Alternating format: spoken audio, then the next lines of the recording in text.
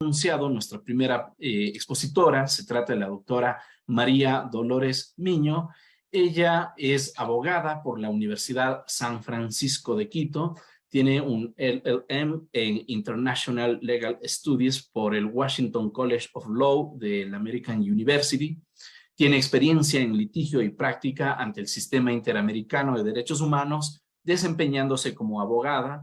Estudio especialista para la Relatoría Especial para la Libre Expresión de la Comisión Interamericana de Derechos Humanos, la Procuraduría General del Estado y varias organizaciones de la sociedad civil a nivel local e internacional.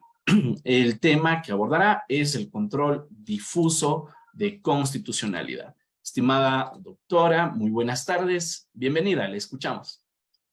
Muy buenas tardes con todas y con todos. Muchísimas gracias al programa Latin Juris por la invitación y también a todos ustedes que nos acompañan la noche, tarde de hoy. Si es que me permiten unos minutitos, quisiera poder compartir mi pantalla con ustedes para poder compartir mi presentación, okay. Si es que me autorizan. Listo, ya le habilitamos, doctora. Ya está. Ya, listo. Vengo un minutito, voy a ponerle en modo presentación.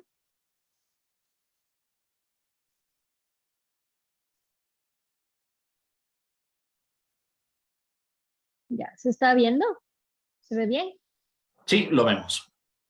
Perfecto, muchísimas gracias.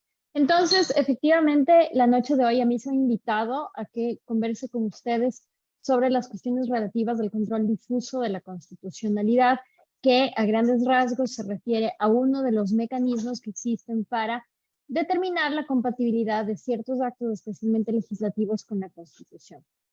Y la idea de la presentación en estos 50 minutos será precisamente abordar cuáles son las diferentes formas de control constitucional que existe, las particularidades de cada uno.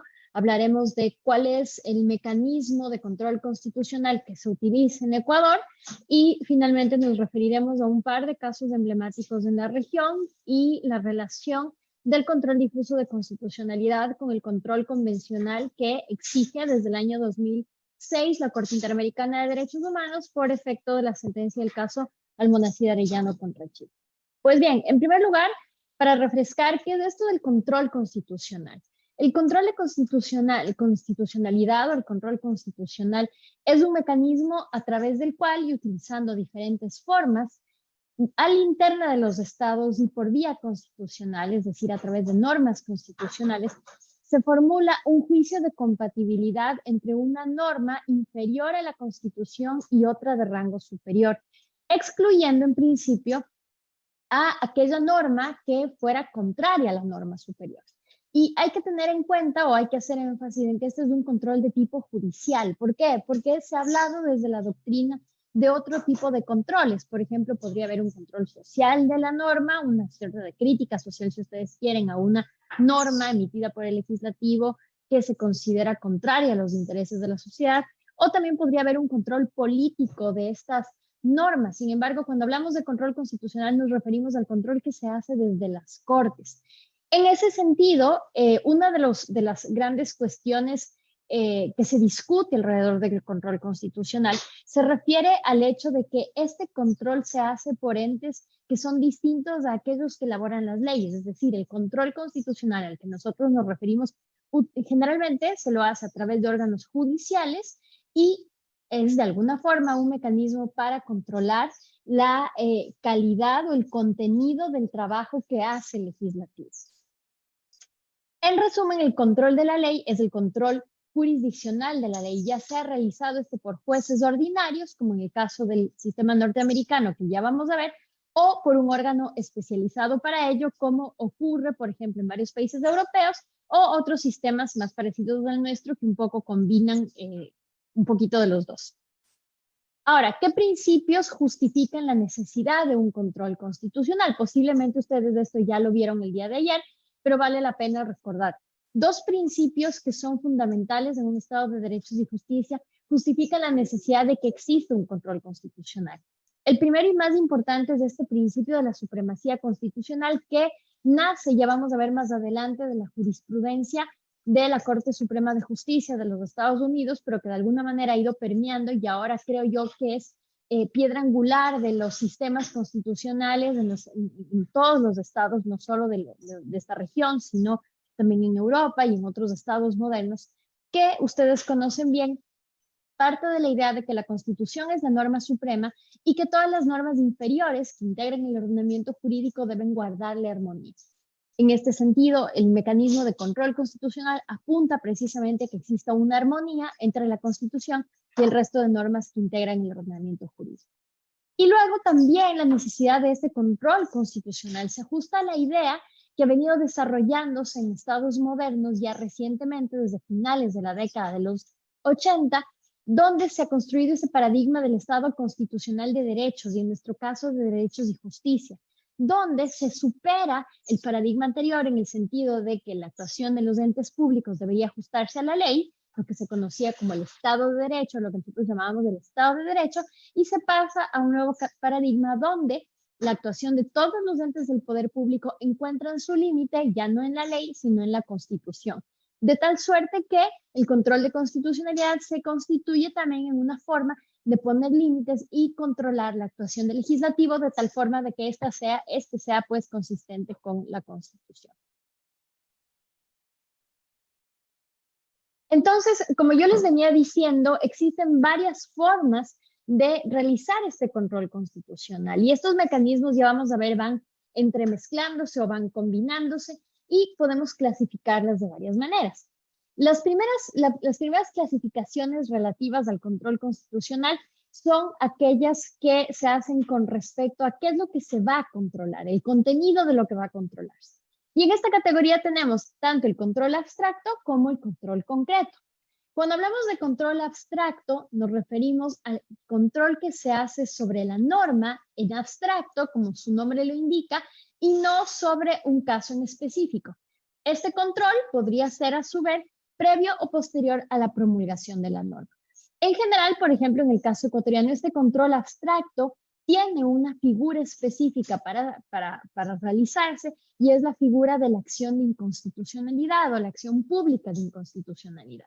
En este caso, el control que recae en manos de la Corte Constitucional no viene de un caso concreto que recae en su judicatura, sino más bien se le pide a la Corte Constitucional que realice un control in abstracto de la norma, para lo cual no se requiere de una aplicación de la misma para activar este mecanismo de control.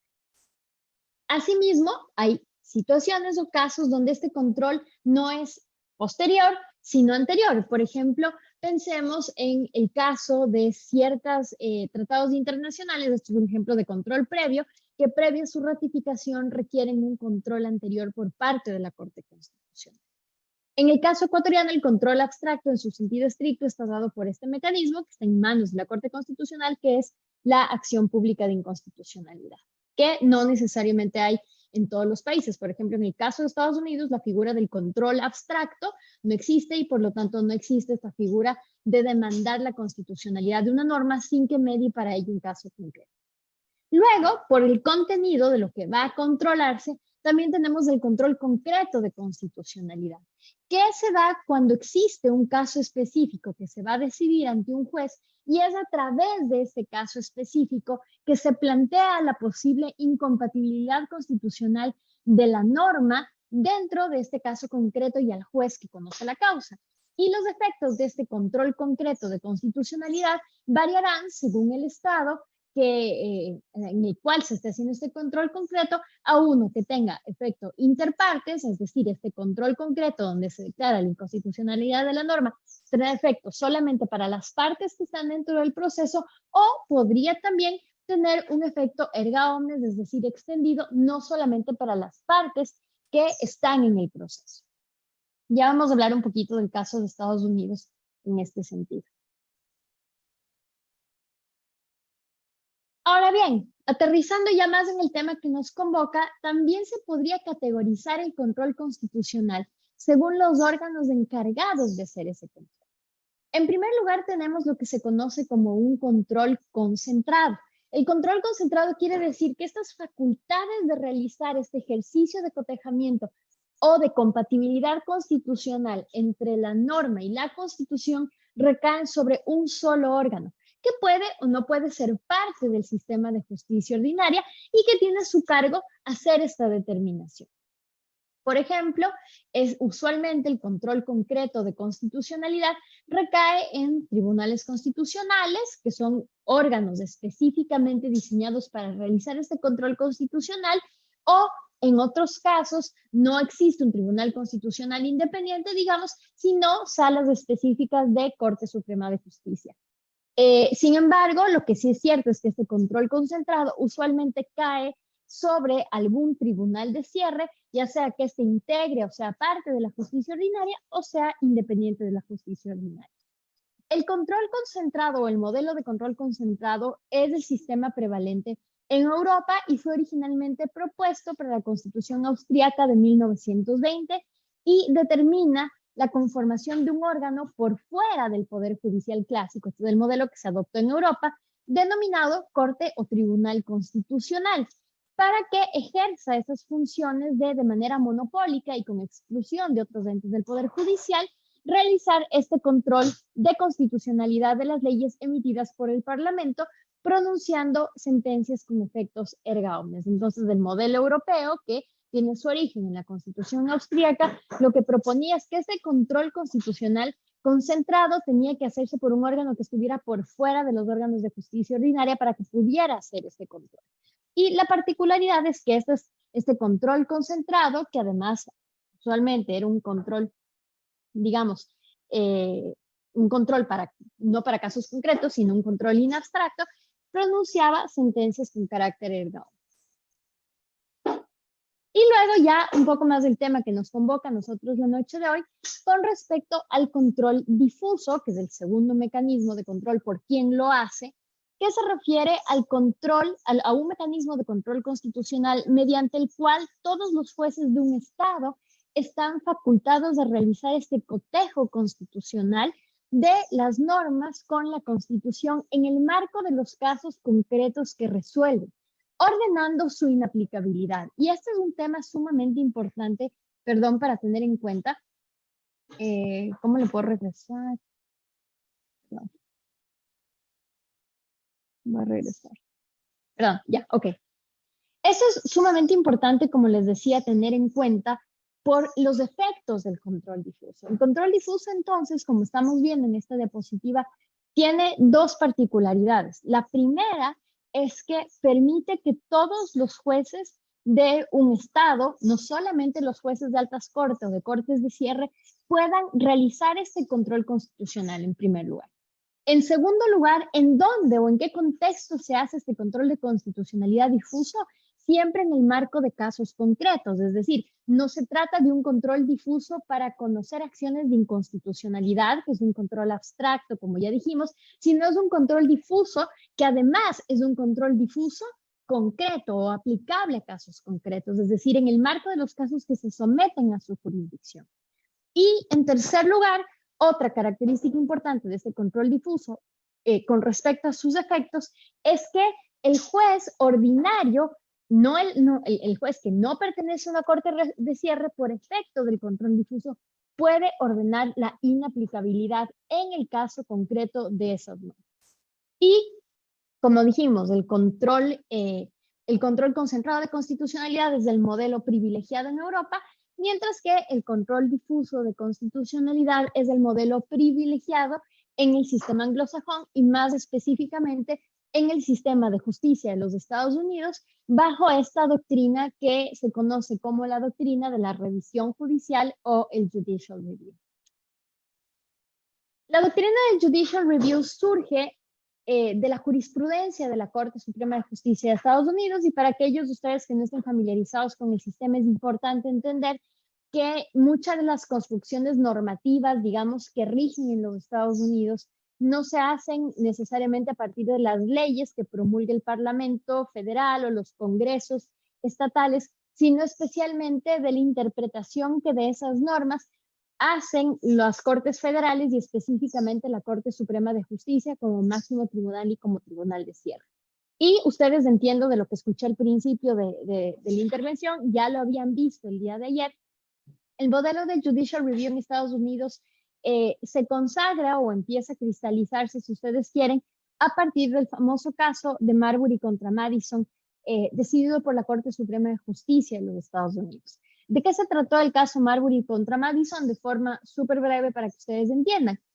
Este juez de paz había sido designado por el secretario de la presidencia, pero había sido nombrado, digamos, pero el nombramiento, el papelito del nombramiento no le habían entregado directamente, no le habían entregado oficialmente. Esta persona decide accionar ante la Corte Suprema solicitando lo que se llamaba un writ of mandamus o una orden de hacer para que la Corte Suprema le ordene a este secretario de Estado que le otorgue oficialmente su nombramiento.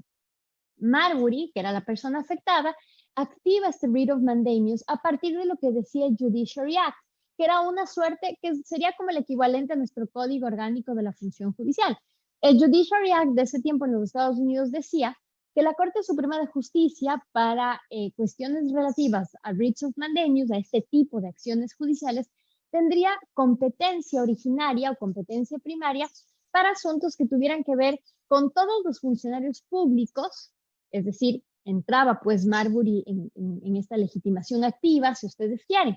Sin embargo, la Constitución de los Estados Unidos decía otra cosa, decía, la Corte Suprema de Justicia tendría jurisdicción originaria solamente para casos que tuvieran que ver con funcionarios públicos, pero que ellos fueran extranjeros. Entonces, la incompatibilidad de normas que se veía en Marbury entre una norma legal y la Constitución era que la norma del Judiciary Act ampliaba, digamos, la competencia originaria de la Corte Suprema, mientras que la Constitución de los Estados Unidos establecía una competencia, una posibilidad de acción, si ustedes quieren, un poquito más limitada.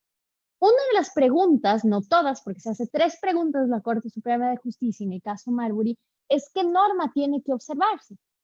Y en ese caso, la Corte Suprema dice, tenemos evidente, y si bien el writ of mandamus es el recurso idóneo para este tipo de causas, el problema aquí es que tenemos una incompatibilidad en las competencias que a mí, Corte Suprema, me da el Judiciary Act y aquellas que me establece la Constitución. Y como existe esta incompatibilidad de normas, dice la Corte Suprema de Justicia que por efecto del principio de supremacía de la Constitución no se debía aplicar la competencia que le otorgaba el Judiciary Act, sino que aquella que establecía la Constitución, y por lo tanto declina en este caso la Corte Suprema de Justicia su competencia al acoger, bajo principio de supremacía de la Constitución, las competencias que le daba la Constitución de los Estados Unidos y desechando aquellas que le daba el Judiciary Act. En este sentido, el Judicial Review permite, o a través del Judicial Review, los jueces pueden declarar la inconstitucionalidad de una norma proveniente del Parlamento o del Senado, en este caso, el Congreso de los Estados Unidos, y este Judicial Review de la legislación propia del sistema americano es desarrollado de forma difusa por los jueces en el ámbito de su jurisdicción normal, teniendo aplicación sobre los derechos individuales de las personas. Sin embargo, todavía efectos interpartes. Luego hay un tercer mecanismo de control que vale la pena mencionar, que es el caso del control mixto, donde los estados que mantienen esta figura del control mixto combinan los dos controles antes descritos, mantienen mecanismos tanto de control concreto como de control, yo había puesto aquí abstracto, pero en realidad es concreto, y control difuso de constitucionalidad. ¿Cómo pueden darse estos modelos? Puede ser, por ejemplo, que los jueces ordinarios, pueden ser modelos donde haya jueces ordinarios con control difuso y una alta corte no especializada, por ejemplo, una sala de lo constitucional de una Corte Suprema de Justicia.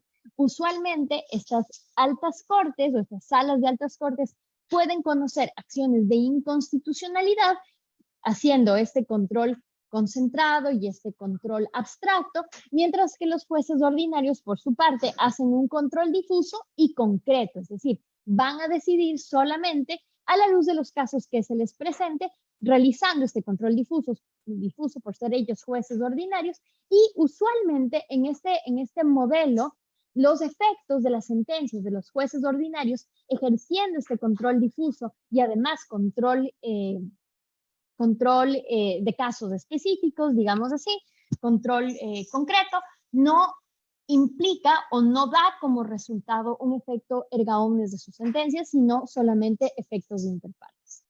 Luego también existen otros modelos similares, pero con algunas variaciones. Podría existir un control difuso dado a jueces ordinarios y un control concentrado para cierto tipo de causas a una alta corte especializada o una corte especializada y además de independiente, que usualmente son las figuras del control, las figuras del Tribunal Constitucional o de las Cortes Constitucionales. Y en estos casos, nuevamente, ocurre lo mismo. Podría ser estos jueces, en el contexto de sus competencias, conocen casos y en el contexto de sus casos están facultados a declarar la incompatibilidad constitucional de las normas que se someten a su conocimiento, mientras que la alta corte podría estar encargada específicamente de un control abstracto o podría resultar también que los efectos de las sentencias de los jueces ordinarios ejerciendo un control difuso, al tener solamente un efecto interpartes, pudieran elevar estas decisiones de la Corte Especializada para su revisión y esta Corte ratificar esa sentencia generando un efecto interpartes. Luego también podríamos tener el caso de jueces especializados, es decir, jueces ordinarios, pero especializados en materia constitucional, y también cortes especializadas de carácter independiente como tribunales constitucionales. Ahora bien, ¿cuál es el caso de Ecuador? ¿En qué escenario nosotros estamos aquí? Nosotros hemos transicionado de un sistema que efectivamente permitía este control difuso hacia uno donde vale la pena discutir, digamos. Efectivamente, la Constitución de 1998 establecía un verdadero control difuso en el cual cualquier juez podía aplicar una norma contraria a la Constitución en el caso concreto sometido a su jurisdicción y con efecto interpartes.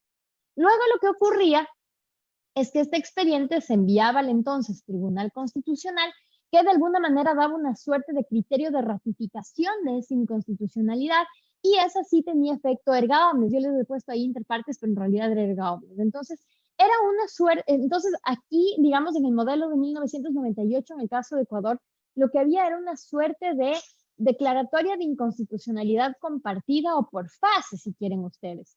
Lo que sí era cierto es que el juez tenía el juez ordinario, no el juez del Tribunal Constitucional, sí tenía una facultad para inaplicar en el caso concreto una norma contraria. Pero hay que tener en cuenta la diferencia entre la inaplicación y la expulsión. La Constitución de 1998 lo que le permitía hacer al juez era, para el caso concreto, inaplicar la norma, pero no le permitía expulsarla del ordenamiento. Solamente hacía una determinación o una declaración de esa incompatibilidad, la norma dejaba de aplicarse para el caso concreto y luego el expediente se elevaba al Tribunal Constitucional, que hacía este ejercicio de ratificación, pero además con la consecuencia posterior de expulsar la norma del ordenamiento jurídico, y ahí sí se generaba el efecto erga omnes. A pesar de esto, sí era posible decir que existía un control difuso, es decir, que en este contexto los jueces podían dejar de aplicar la norma, algo que dejó de suceder ya durante la Constitución del año 2008. Nuestra Constitución del año 2008, para mí, y ya vamos a revisar en un momentito las normas, me parece a mí que establece un modelo que es un poco confuso en cuanto a los principios y en cuanto ya a las facultades concretas de control que se hace ahí. En primer lugar, nuestra Constitución de 2008 conserva y consagra el principio de supremacía de la Constitución.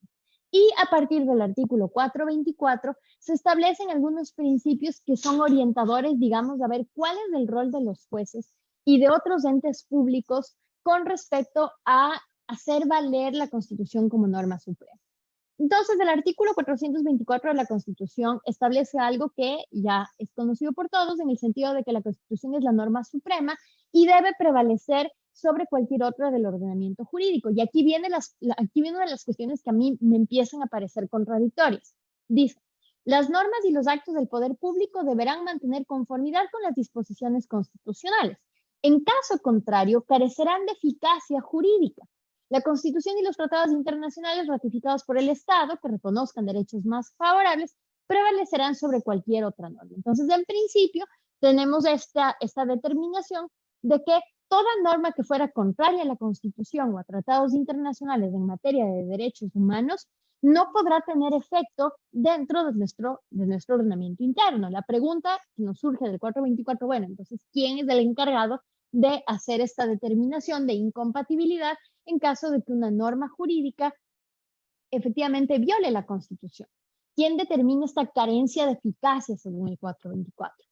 Luego el 425 abona esto estableciendo el principio de jerarquía de las normas dentro del ordenamiento jurídico ecuatoriano. Y como ustedes ven aquí, la Constitución sigue estando en el tope de las normas o la norma suprema en nuestro ordenamiento jurídico, le siguen las leyes orgánicas, las leyes ordinarias, y se entiende a efectos de lo que establecía el 424 que cuando hablamos de Constitución, en esta palabrita también se encuentran integradas por efecto de este bloque de constitucionalidad los instrumentos internacionales de derechos humanos, las sentencias constitucionales, etc.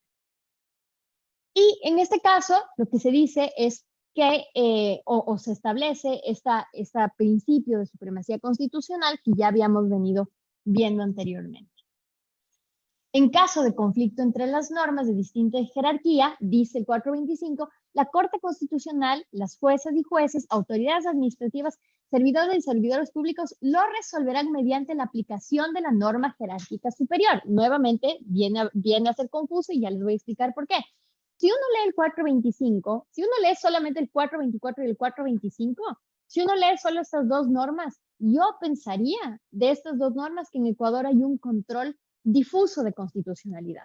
¿Por qué te dice? Al menos el 425 te dice, cuando hay un caso de conflicto, cuando tenemos un Marbury contra Madison aquí, no solo la Corte Constitucional, sino las jueces y los jueces, las autoridades administrativas y todos los servidores públicos inaplicarán la norma que sea contraria a la Constitución. Parecería ser entonces, para el caso que nos convoque, que las juezas y jueces tienen una facultad de control difuso a la luz del 425. Sin embargo, ustedes ya conocen que esto no es así.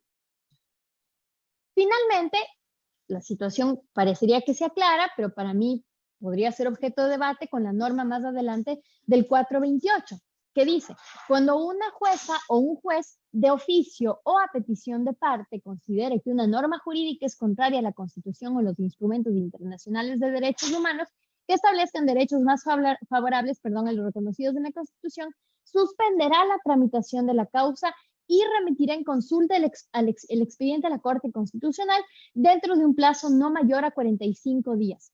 Y la Corte Constitucional en este plazo resolverá sobre la constitucionalidad de la norma. Si transcurrido ese plazo la Corte no se pronuncia, el perjudicado podrá interponer la acción correspondiente. Entonces, a mi criterio, parecería ser que existe una contradicción entre el principio de supremacía constitucional, como lo entendemos nosotros en Ecuador, el deber de todas las entidades del poder público de realizar o de vigilar esta supremacía constitucional, y lo que dice el 425 y el 428. Yo diría, al ser la norma del 428 constitucional, una norma de carácter un poco más específico y un poco más aterrizado, podría prevalecer, pero ciertamente genera duda sobre el tipo de control que existe en Ecuador. El 425, les regreso para que ustedes lo vean, es claro al establecer la competencia que tienen todos los jueces y juezas de realizar este ejercicio de compatibilidad constitucional y de aplicar la norma más favorable, o mejor dicho, de aplicar la norma o de inaplicar la norma que fuera contraria a la Constitución, mientras que la del 428 ya establece un mecanismo más específico que ustedes saben es el mecanismo de la consulta de normas. Sin embargo, parecería ser, y este es un criterio que yo sostengo y que lo hemos hablado con varios colegas, que existe una contradicción entre este principio de supremacía constitucional que imponía obligaciones a todos los entes del poder público, incluyendo a los jueces, y la norma del 428 que te dice básicamente, sí, todos los jueces tienen que observar este control, tienen que observar, esta supremacía constitucional, tienen la opción, según el 425, de inaplicar la norma que fuera constitucionalmente incompatible, pero el 428 te dice, sin embargo, lo único que pueden hacer a la luz de sus competencias es suspender la aplicación de la norma en el caso concreto y remitir el expediente a la Corte Constitucional. Con lo cual, la respuesta, para no darle muchas más vueltas, es que efectivamente en el caso ecuatoriano no tenemos un control difuso, que el 425 parecía apuntar hacia un control difuso de constitucionalidad, pero el 428 definitivamente excluye esa posibilidad y nos aterriza hacia un control concreto de constitucionalidad perdón, concentrado de constitucionalidad hacia la Corte Constitucional y estableciéndose incluso que los jueces ordinarios, en caso de toparse con esta situación de incompatibilidad o de percibir una incompatibilidad, no solo que no la pueden declarar para el caso concreto, sino que deben suspender la tramitación de la causa y dejar que sea la Corte Constitucional que dentro de los siguientes 45 días resuelva la inconstitucionalidad de la norma. Entonces, esto es un tema que yo creo que se debería debatir un poco más a efectos de qué mismo se quería hacer en nuestra Constitución. Se quería permitir esa posibilidad de los jueces de realizar este control o definitivamente se quería excluir esta posibilidad. Y entonces el 428 constitucional, del que estábamos hablando hace un ratito, efectivamente nos consagra la figura de la consulta de norma, que es el mecanismo que en realidad existe en nuestro ordenamiento jurídico.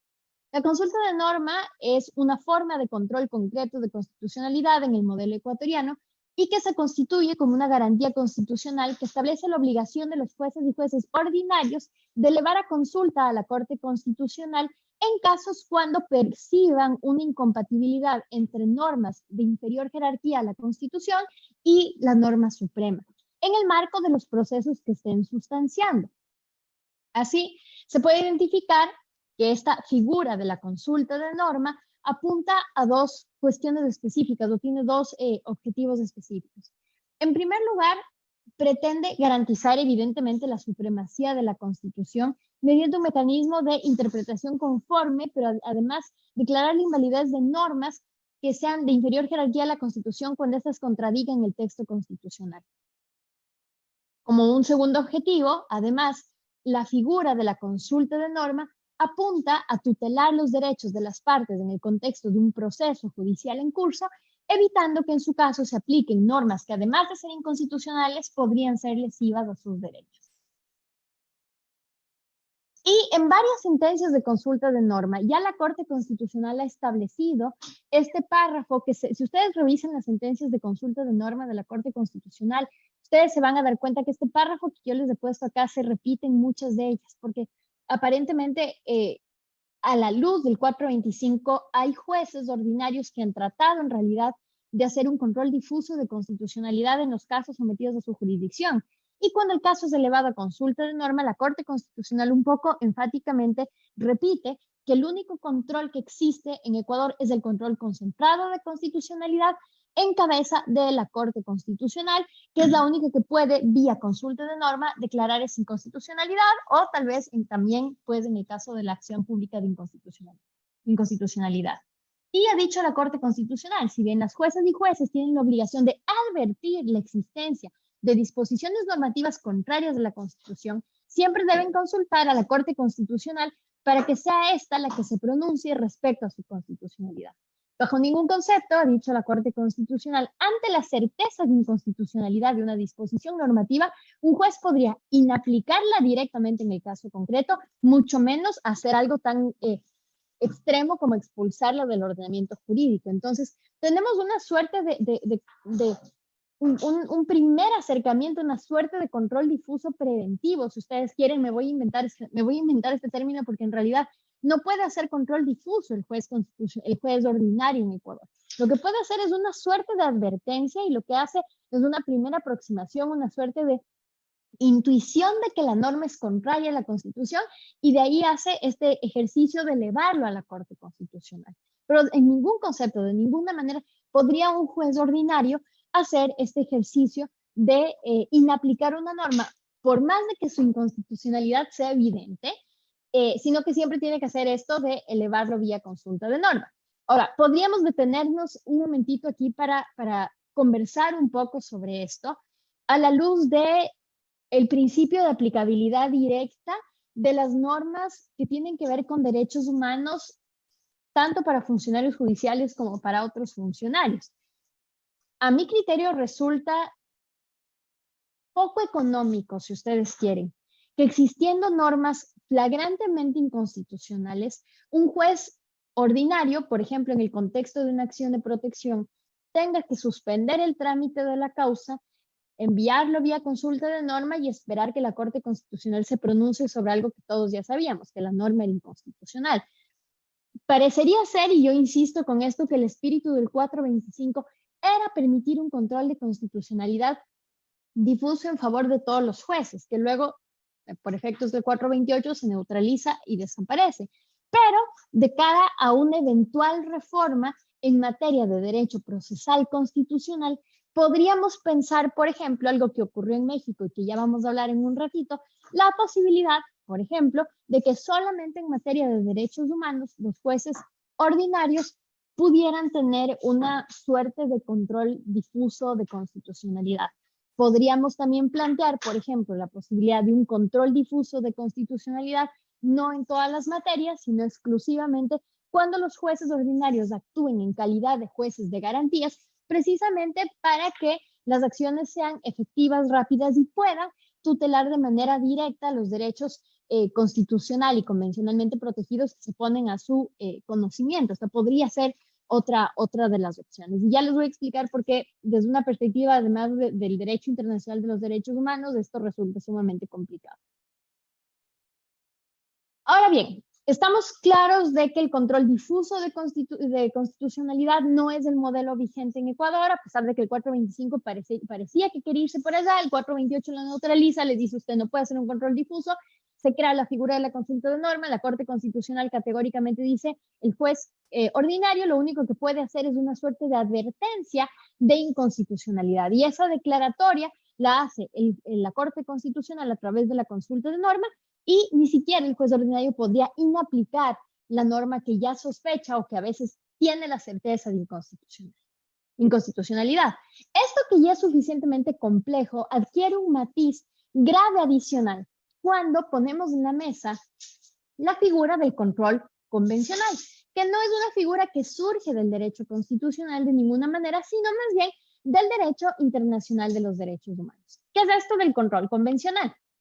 El control convencional es una figura que surge no de la Convención Americana en su texto, sino de las sentencias de la Corte Interamericana de Derechos Humanos, que durante muchos años ya venían advirtiendo los jueces de los estados parte de la Convención la necesidad de que en sus sentencias apliquen lo que la Corte venía dictando y que se constituía como en jurisprudencia, que la Corte ha dicho es vinculante para todos los estados.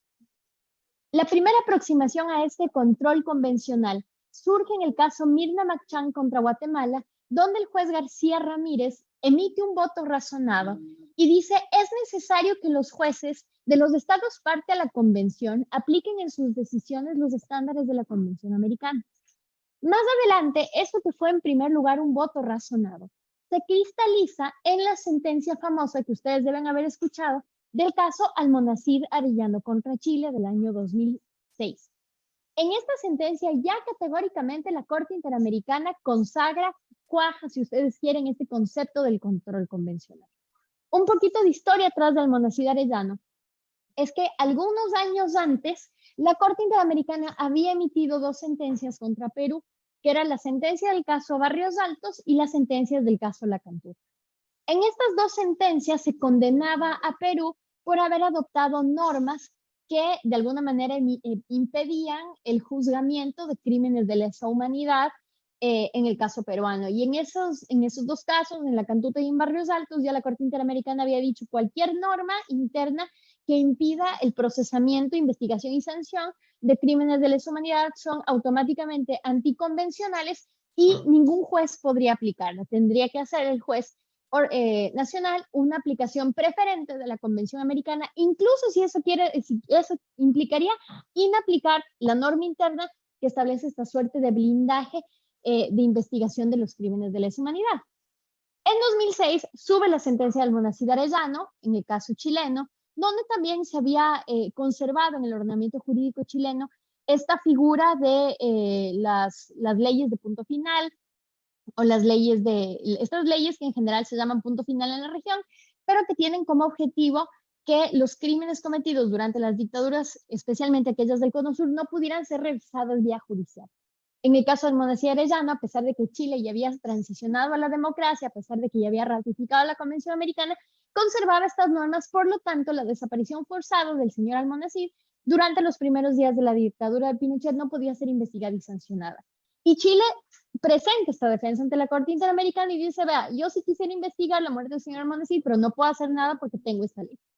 Y la Corte le dice, ok, pero yo en Barrios Altos y La Cantuta ya les había dicho que este tipo de leyes de punto final que impiden la investigación de graves crímenes contra la humanidad son anticonvencionales. Entonces, ¿cómo así usted me dice eso? Y ahí categóricamente la Corte dice, de aquí en adelante, ya de una vez por todas, lo que yo, Corte Interamericana, diga en el efecto de mi jurisprudencia, tiene que ser obligatoriamente observada por los jueces de los estados parte de la convención en el contexto de los casos que ellos mismos conocen. Esta es la figura del control convencional. El control convencional, entonces, es un principio que obliga a los jueces de los estados parte a la convención, no al estado como tal, sino al órgano, al poder judicial y a los jueces en específico. Más adelante se complica la situación para los jueces. Yo creo que esto es algo que complica mucho el trabajo de los jueces. Se complica más la obligación para los jueces de los estados parte de la convención en los casos contra México de Rosendo, Cantú y Radilla Pacheco.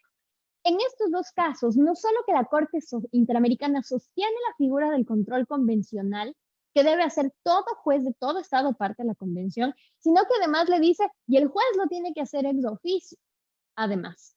Lo cual, para quienes, no sé si debe haber entre ustedes personas que se dediquen, por ejemplo, al sistema interamericano, y para los interamericanistas, digamos, la figura del control convencional era como la solución a todos nuestros problemas de litigio interno.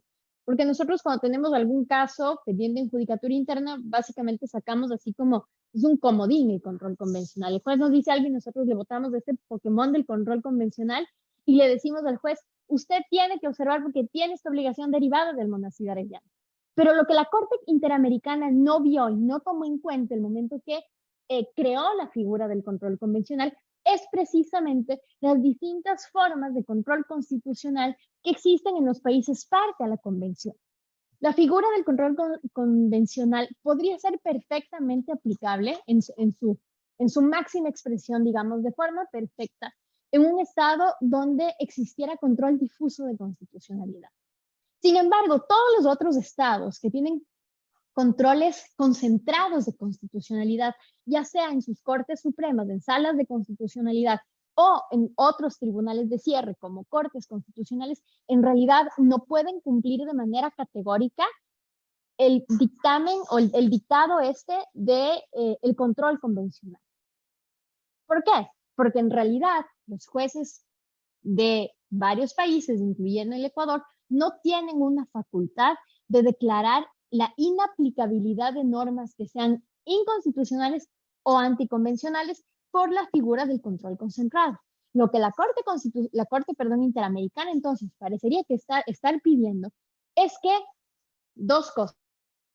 O se le está imponiendo a los jueces nacionales facultades que sus propias constituciones no les dan, o por el contrario, no por el contrario, o alternativamente, está sugiriendo que para el caso de normas contrarias a la convención exista una forma de control difuso generalizado. En el caso ecuatoriano, por ejemplo, ya pasamos por este dilema, por este debate, cuando se cuestionó la aplicabilidad de la opinión consultiva C-2417 relativa, entre otras cosas, al matrimonio igualitario. Y en esos casos, los jueces ordinarios actúan en funciones constitucionales que conocieron las acciones de protección donde se solicitaba que se permite el matrimonio a parejas del mismo sexo. Lo que hicieron fue elevar en consulta de norma a la Corte Constitucional, quien fue la que finalmente decidió que el artículo 67, párrafo 2, tenía que tener una lectura armónica con la OC 2417 y esta determinación también afectaba a las normas del Código Civil en lo referente al matrimonio en una sentencia posterior. Sin embargo, si bien se efectuó un control convencional por parte de la Corte Constitucional, de ninguna manera se permitió a los jueces ordinarios hacer ese control de convencionalidad que le exige la Corte Interamericana a todos los jueces como efecto del caso Almonacid. Entonces, la primera conclusión que podríamos sacar de esto es que efectivamente el control convencional, como lo ordena la Corte Interamericana de Derechos Humanos en Almonacid, no es posible de hacerse en todos los estados. Todo esto porque, solamente a modo de recapitulación, la figura del control de convencionalidad no toma en cuenta los mecanismos de control constitucional constitucionalidad de varios estados. Los estados que tengan un control concentrado o mixto no podrían acatar literalmente esa obligación. Y ahí nos surge otra pregunta. El hecho de que un estado no pueda acatar de manera categórica el control convencional de la forma como lo ha propuesto la Corte Interamericana desde Almonacid y pasando por Radilla y Rosendo Cantú, ¿implica una responsabilidad para el Estado? Es una pregunta que hay que hacerse. Y más adelante, en otros casos, ya la Corte Interamericana parece que trató de matizar esto diciendo, ok, tiene que aplicarse el control convencional, pero esto a la luz de cómo cada estado distribuye sus competencias o dentro del marco de las competencias de cada una de las autoridades del país. Pero nuevamente estamos frente a una contradicción, porque la idea del control convencional precisamente apuntaba que a nivel interno todos los jueces sean capaces de hacer este cotejo entre norma interna y norma convencional e inaplicar la norma que fuera convencionalmente contraria, digamos así. Entonces, este es un problema, digamos, no resuelto todavía con respecto al control de convencionalidad, especialmente para los estados que tienen un control concentrado de constitucionalidad. Y quisiera hablar de un par de casos en la región a propósito del control difuso de constitucionalidad. El primer caso al que me quiero referir es el caso de los Estados Unidos de América, que son, como habíamos dicho hace un ratito, quienes lideran o que son el caso emblemático en cuanto a control difuso de constitucionalidad. Algunas cuestiones que tenemos que saber sobre el sistema jurídico en Estados Unidos es que es un sistema doble, es un sistema dual. Y en realidad el modelo jurídico de Estados Unidos es un sistema dual que divide competencias, si quieren ustedes, entre jueces federales y jueces estatales. Y la diferencia entre cuál es la jurisdicción de un juez federal y un juez estatal es sobre todo el tema de las cuestiones que se van a abordar en jurisdicción federal y en jurisdicción estatal. Las competencias del gobierno central, y en este caso los jueces federales, están dadas por cláusulas establecidas de manera categórica en la Constitución, que en derecho constitucional estadounidense se llaman las competencias directas. Las competencias directas no son más que los temas muy puntuales, que no pasan de ser 10, que puede abordar el gobierno central de los Estados Unidos, que son, por ejemplo, tema de emisión de moneda, seguridad internacional, temas de migración, temas de derechos constitucionales. Todos estos se consideran como temas federales. Mientras que todas las cuestiones que no estén dentro de estas cláusulas expresas en la Constitución de los Estados Unidos se entienden por default como competencia de cada uno de los estados y por tanto cada una de las cosas. Ahora bien, en principio, tanto jueces estatales como jueces federales pueden dejar de aplicar normas que sean incompatibles con la Constitución de los Estados Unidos al ser esta la norma suprema. Sin embargo, solamente los jueces federales pueden tener competencia constitucional o pueden conocer cuestiones de constitucionalidad. Tanto es así que cuando se quiere plantear una cuestión de constitucionalidad sobre una norma local, lo que se tiene que crear es un caso constitucional, que se llama en Estados Unidos, o convertir el caso en constitucional. Si el caso se entiende como constitucional, adquiere competencia en los jueces federales, y los jueces federales en primera instancia, segunda instancia, eventualmente podrían llegar a la Corte Suprema de Justicia y esa Corte determinar que en el caso concreto existe una incompatibilidad entre la norma federal o la norma estatal con la Constitución y declarar la nulidad de esa norma y de todas las similares.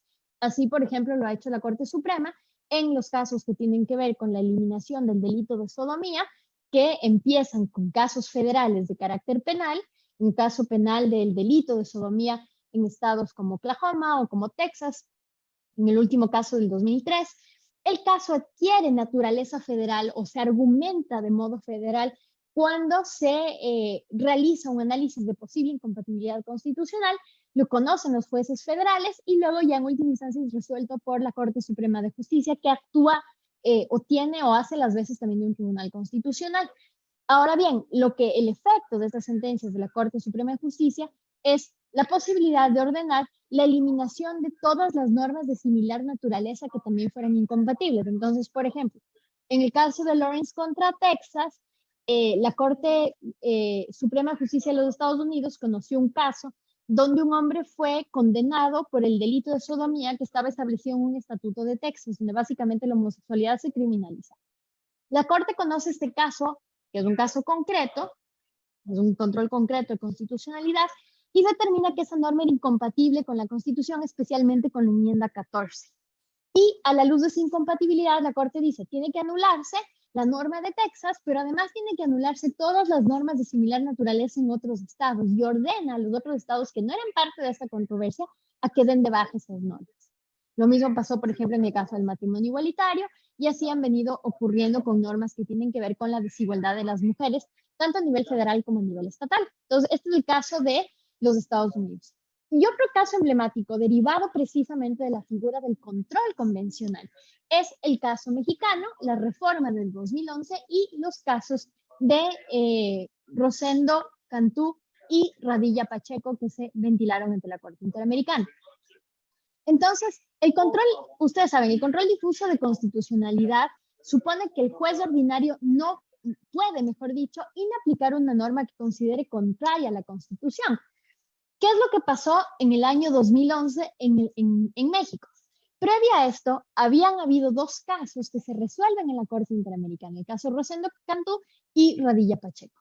En estos casos, la Corte Interamericana, estos son los casos donde la Corte Interamericana amplía la figura del control de convencionalidad y dice no solo que todos los jueces de cualquier instancia en los estados parte de la convención tienen que aplicar de manera preferente lo que yo haya dicho por efectos de mi sentencia, incluso inaplicando norma interna, pero además tiene que hacerle de oficio, no hace falta que se le pida. Estos casos regresan después de la sentencia y la Corte Suprema de Justicia de la Nación en 2011 admite a trámite el expediente famoso de varios 912-2010 relativos a cómo el Poder Judicial de la Federación iba a dar cumplimiento a estos casos, en que se asiente este criterio de que los jueces del país tenían que aplicar un control difuso de convencionalidad en sus sentencias. ¿Qué es lo que se resuelve en el expediente varios 912-2010? En términos generales, se establece que de conformidad con lo previsto en el artículo 1 de la Constitución, que es un artículo súper parecido al nuestro en el sentido de que dice la Constitución y los instrumentos internacionales de derechos humanos tienen supremacía y todos los entes del poder público tienen que observar de manera preferente estas normas, es un artículo muy parecido al nuestro. Todas las autoridades en el ámbito de sus competencias tienen que velar no solamente por los derechos humanos contenidos en el texto constitucional, dice la sentencia del expediente varios, sino también aquellos establecidos en los instrumentos internacionales celebrados por el Estado mexicano, adoptando, en caso de antinomio o controversia, la interpretación más favorable del derecho humano que se trata. Además, establece la sentencia del caso varios que las autoridades jurisdiccionales no pueden hacer una declaración general sobre la invalidez de las normas, ni expulsarlas del ordenamiento jurídico si es que estas normas son contrarias a derechos humanos, pero puede considerar una presunción de inconstitucionalidad de las leyes y está obligado a inaplicarlas en el caso concreto, dando preferencia a aquellas normas de la Constitución y los tratados internacionales. El caso de México es interesante, la reforma del 2011 es interesante, porque establece un control difuso de convencionalidad para temas de derechos humanos, algo que, por ejemplo, en Ecuador no tenemos. En Radilla Pacheco y en Rosendo Cantú, la Corte Interamericana ya había dicho, todos los jueces tendrían que hacer este control de convencionalidad. Y lo que hace la sentencia del expediente varios es decir, sí, vamos a acatar esto y les vamos a dar a todos los jueces ordinarios con la posibilidad de realizar un control difuso de convencionalidad. Sin embargo, ese control difuso no puede extenderse al nivel de declarar la invalidez de la norma, ni tampoco la podrán expulsar del ordenamiento jurídico. Sí, sin embargo, sí podrán inaplicarla. Entonces, México es un ejemplo de cómo la figura del control convencional cambia los mecanismos de control a la interna de un país. Si ustedes ven el control difuso de constitucionalidad y convencionalidad en materia de derechos humanos en México, no surge ni del texto constitucional ni de una reforma legislativa. La reforma, la famosa reforma del 2011 en México, viene de una sentencia de la Corte Suprema de Justicia de la Nación, que es este expediente varios 912-2010, y que aplica de manera directa una orden de la Corte Interamericana que hablaba del control de convencionalidad. Entonces, para efectos, digamos, de la discusión que estamos teniendo, no sería extraño de que a futuro la aplicación de la figura del control convencional puede impactar los mecanismos de control constitucional existentes en los estados y permitiera figuras un poco más híbridas o figuras, digamos, menos rígidas, donde, por ejemplo, existiendo un control concentrado de constitucionalidad como existía en México, se establezca una excepción para los casos de derechos humanos, como por esta reforma de 2011, donde dice, ok, para casos de derechos humanos se permite un control de convencionalidad difuso, sin posibilidad de declarar la inconstitucionalidad ni expulsar el ordenamiento jurídico de las normas, solo su inaplicación en el caso concreto.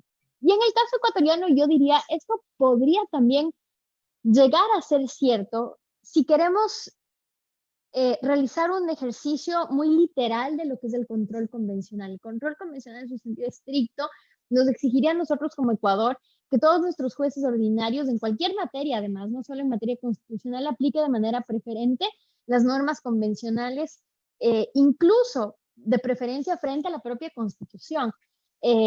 La siguiente pregunta es, ¿qué pasa si un Estado no hace este ejercicio de permitir a los jueces un control difuso de constitucionalidad / convencionalidad para temas de derechos humanos? ¿Hay una responsabilidad internacional del Estado o no hay responsabilidad del Estado en esos casos? Cuando esa ausencia de control difuso de constitucionalidad determina procesos más largos que tienen que necesariamente ventilarse ante cortes constitucionales, impactando esto también el tema del acceso a la justicia y posiblemente retrasos y demoras en el sistema judicial. También tenemos que plantearnos. En el caso, sin embargo, y esto ya para concluir, en el caso ecuatoriano, ciertamente es claro que tenemos normas que a mi criterio son contradictorias.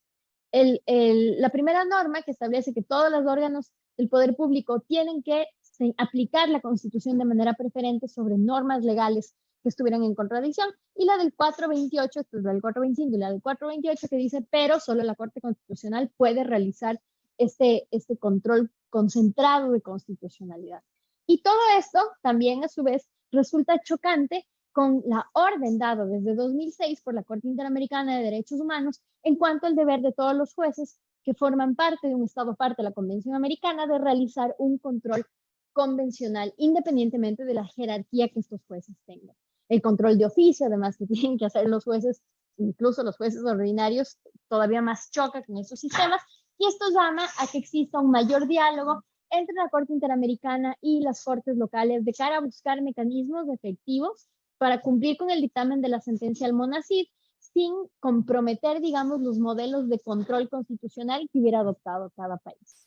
Y ahorita ya son las 7:07 y me pasé un poquito de mi tiempo. Yo les agradezco muchísimo por su atención y quedo atenta a sus preguntas. Bueno, muchísimas gracias, doctora, por su exposición.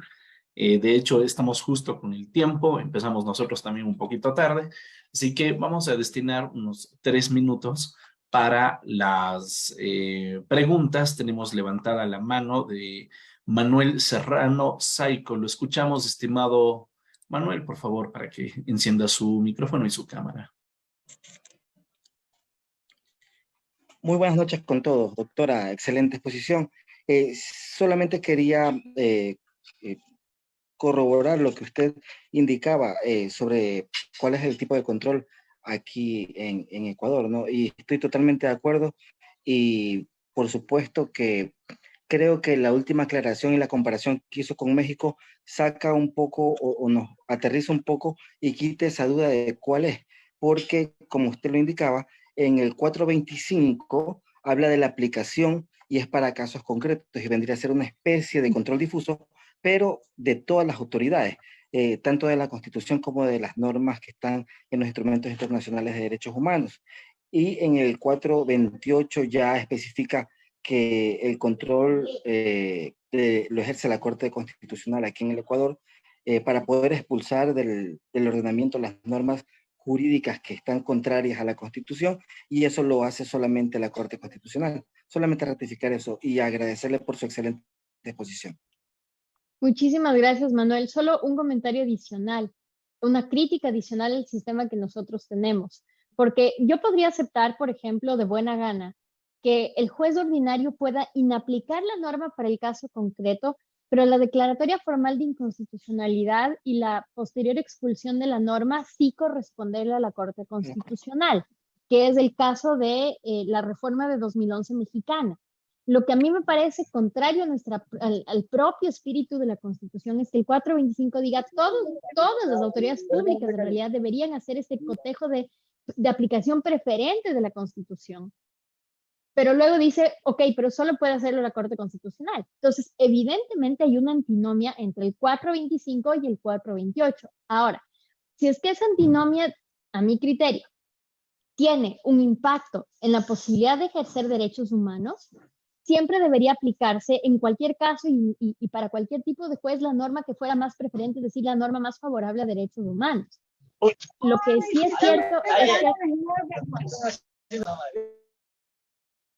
es cierto es que ya siendo el 428 tan categórico, parece que no deja sombra de dudas de que, ok, le toca a la Corte Constitucional.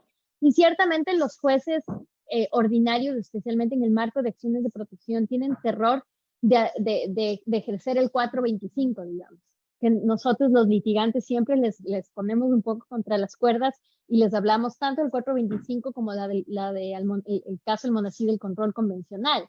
Sin embargo, sí es cierto que un juez, por temor a posibles sanciones por parte del Consejo de la Judicatura, no quiere aplicarlos, pero sería un ejercicio interesante que eventualmente termine de resolverse la forma de aplicar el control convencional también, o si es que hay o si debería haber un trato preferente de control difuso para normas exclusivamente que tengan que ver con derechos humanos, que fue en realidad como México solucionó el problema de anticonvencionalidad que no podían resolver sus jueces de instancia. Y la siguiente pregunta que me salta a mí a partir de Radilla Pacheco y Rosendo Cantú es que por la misma figura de control convencional, automáticamente esto no debería trasladarse también a los otros ordenamientos jurídicos de la región. O sea, estamos todos los ordenamientos jurídicos de la región, Estados parte de la convención, obligados a hacer una reforma igual a la que hizo México, posiblemente sí. De todas maneras, no se le ha dado mucha cabeza y me parece preocupante porque hay una evidente contradicción entre lo que nos pide hacer la Corte Interamericana y, al menos en el caso ecuatoriano, nuestro modelo de control. Muchas gracias, doctora. Muy bien, doctora. Por aquí teníamos una pregunta adicional. Bueno, dos más. Aprovecharé para trasladarle dos preguntas más antes de dar paso a nuestra siguiente invitada. La primera pregunta me parece que surge de una confusión. Nos mencionaba, bueno, por aquí la apunté porque ya se me perdió entre los comentarios de las redes sociales, pero nos decía que cuál es la diferencia entre control difuso y el control de convencionalidad. Entonces, digamos, esa sería la pregunta y voy de una vez con la siguiente, que me pareció interesante, que nos decía más o menos que si el artículo 425 establece que, perdón, que por efecto del 425 y 428 son los jueces los que tienen que remitir en consulta a la Corte Constitucional la norma cuya constitucionalidad se duda. Entonces, como el 425 ordena que también sean los servidores administrativos los que apliquen, entonces ellos sí podrían hacer este control difuso de constitucionalidad. Estas dos preguntas, doctora. Ya, a ver, la primera pregunta sobre la diferencia entre el control difuso y el control convencional. En realidad son dos figuras que pertenecen a mundos distintos, pero por efectos de la practicidad terminan cruzándose. Es decir, el derecho interamericano hasta hace poco no se tocaba mucho con el derecho constitucional, precisamente hasta que surge la figura del control de convencionalidad ya de manera súper categórica en el Monacid. Y yo creo que aquí es el momento cuando quienes litigamos el sistema interamericano nos chocamos con la dura realidad de, ok, yo quiero implementar mi control convencional a nivel interno, pero resulta que en el marco, en el mundo del derecho constitucional, existen los mecanismos de control constitucional y yo no puedo, en prima facie, digamos, forzarle, pensemos en el caso ecuatoriano, yo no puedo forzarle al Ecuador a un control convencional literal a la luz del Monacid, cuando mi control constitucional es concreto y es un control concentrado, es decir, recae solamente en la cabeza de la Corte Constitucional. Entonces, y por eso decía, el control convencional es una figura que surge del derecho interamericano de derechos humanos. Y digo interamericano porque ni siquiera existe en el sistema europeo. Esto es un producto, es una figura que surge de la Corte Interamericana de Derechos Humanos. En Europa se espeluznan con la figura. A mí me encanta, a propósito, pero en Europa se espeluznan. Ahora, ¿cómo esta figura que surge del derecho internacional de los derechos humanos impacta el derecho constitucional? Porque les pone obligaciones a los jueces que son de carácter constitucional. Y son de carácter constitucional cuando muchos de nuestros ordenamientos jurídicos, por no decir todos, incorporan las normas de la Convención Americana y las sentencias propias de la Corte a su bloque de constitucionalidad.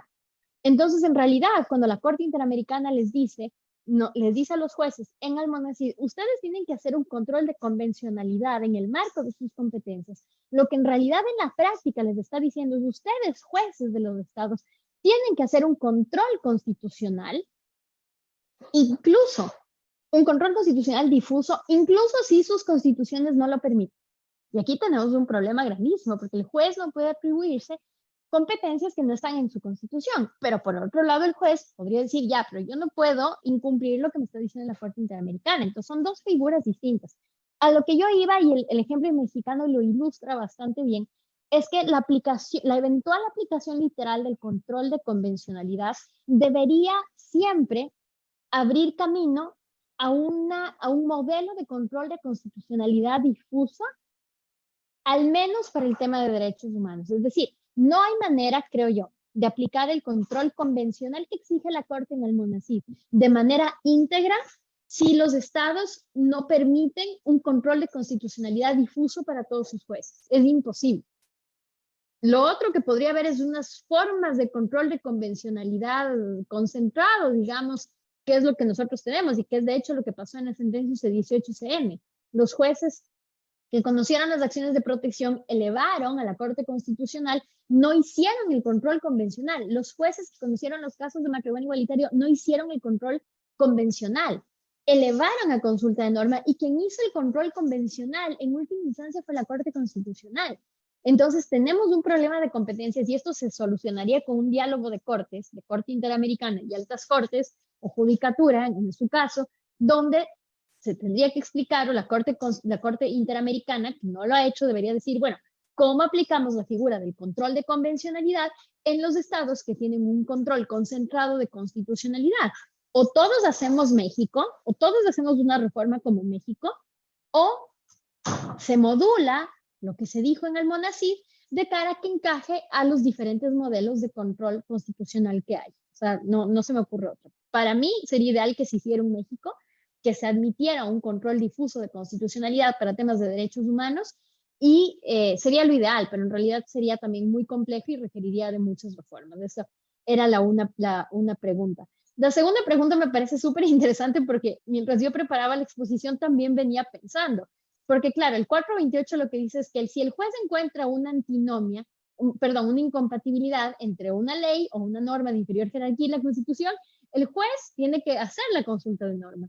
Pero no dice nada con respecto a otros entes del poder público. Otros entes del poder público, que dicho sea de paso, también están obligados bajo la figura del control convencional. La Corte Interamericana en casos posteriores ya ha dicho que esta obligación de hacer un control convencional no solamente recae sobre los jueces, sino ya sobre todos los entes del poder público. Entonces, si bien el juez no podría inaplicar una norma inconstitucional o anticonvencional, porque tiene que hacer esta consulta de norma a la luz del 428, quizás un funcionario público de registro civil sí, pero aquello tampoco es claro, porque, digamos, si es que no lo puede hacer el juez, difícilmente podríamos decir ya en la práctica que otro funcionario puede hacerlo, pero no existe la obligación de la consulta de norma para otros funcionarios públicos que quizás sí podrían hacer esta aplicación directa. Yo me lo preguntaba también y creo que siendo muy, muy literales con la norma, yo diría, el funcionario público que no es judicial sí puede hacer un control convencional y un control de constitucionalidad difuso, pero o sea, salvando que el término no es el adecuado. El control difuso siempre es un control de carácter judicial y por lo tanto le corresponde solo a los jueces. Y no sé si es que había alguna otra pregunta. Bueno, la verdad que sí, hay varias, pero el tiempo no nos ayuda mucho, profesor. Así que muchísimas gracias por acompañarnos. Yo también tengo por ahí mis criterios justo en relación con lo que se ha topado. pero en honor al tiempo los voy a dejar quizás para hacer unos comentarios al final de la siguiente ponencia. Profesora, muchísimas gracias por habernos acompañado y esperamos que sea la primera de varias oportunidades más. No, muchísimas gracias a ustedes. Perdón, voy a prender mi cámara para despedirme. Muchísimas gracias a ustedes y yo más bien súper agradecida con la invitación y también les tomo la palabra. Ojalá sea la primera de muchas. Seguro que sí. Muy bien.